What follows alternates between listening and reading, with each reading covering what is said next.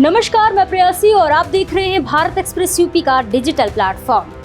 देश की सबसे बड़ी सदन से लेकर उत्तर प्रदेश विधानसभा तक इन दिनों कोड एंड कफ सिरप मामला सियासी बहस का बड़ा मुद्दा बन चुका है।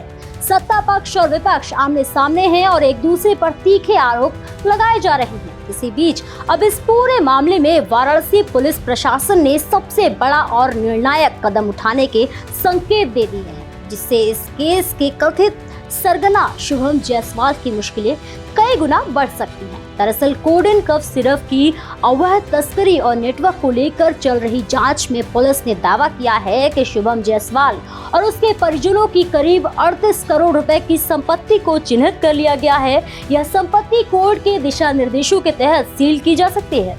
इस कार्रवाई को अब तक की जांच में सबसे बड़ी आर्थिक चोट माना जा रहा है। वाराणसी पुलिस कमिश्नर मोहित अग्रवाल की ओर से दी गई जानकारी के मुताबिक नए कानूनी प्रावधानों के तहत अगर कोई भी संपत्ति आपराधिक गतिविधियों से अर्जित पाई जाती है तो उसे विवेचना के दौरान ही जब्त या सील किया जा सकता है।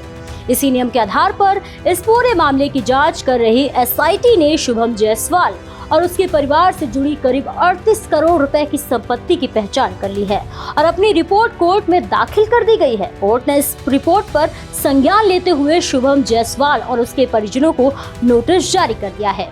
नोटिस में साफ कहा गया है कि उन्हें 1 हफ्ते के अंदर ही अपनी सभी व्यापारिक गतिविधियों और संपत्तियों की वैध जानकारी देनी होगी। अगर तय समय सीमा के अंदर वे अपनी संपत्ति की प्रामाणिकता साबित नहीं कर पाते हैं तो पुलिस प्रशासन को उनकी करीब 38 करोड़ रुपए की संपत्ति सील करने की अनुमति मिल जाएगी। इस मामले को लेकर वाराणसी में हलचल तेज हो गई है। पुलिस सूत्रों का कहना है कि जिन संपत्तियों को चिन्हित किया गया है उनमें फार्मा कारोबार, जमीन, मकान, बैंक खातों और अन्य निवेश शामिल हैं।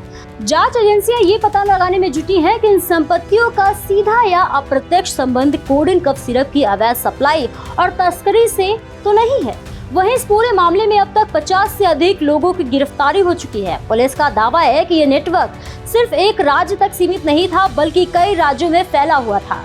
जांच में सामने आया है कि कोड एंड कफ सिरप का इस्तेमाल नशे के तौर पर किया जा रहा था और इसे अवैध तरीके से सप्लाई किया जा रहा था। सबसे अहम बात तो ये है कि इस केस के मुख्य आरोपी माने जा रहे शुभम जायसवाल अब भी फरार है।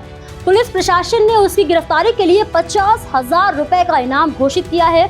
लगातार दबिश दी जा रही है और कई संभावित ठिकानों पर छापेमारी भी की जा रही है। कोर्ट की नोटिस के बाद अब ये माना जा रहा है कि आने वाला एक सप्ताह बेहद अहम होने वाला है। अगर शुभम जायसवाल या उसके परिजन अपनी संपत्तियों से जुड़े दस्तावेज और वैध स्रोत नहीं दिखा पाए तो पुलिस प्रशासन की कार्रवाई तय मानी जा रही है। कुल मिलाकर कोड एंड कफ सिरप मामला अब सिर्फ एक आपराधिक केस नहीं रह गया है बल्कि यह राजनीतिक, कानून और प्रशासन की सख्ती का बड़ा उदाहरण बनता जा रहा है। आने वाले दिनों में इस केस में और भी बड़े खुलासे होने की संभावना से इनकार नहीं किया जा सकता। फिलहाल के लिए इतना ही। ऐसे ही और भी तमाम खबरों को देखने के लिए देखते रहिए भारत एक्सप्रेस यूपी।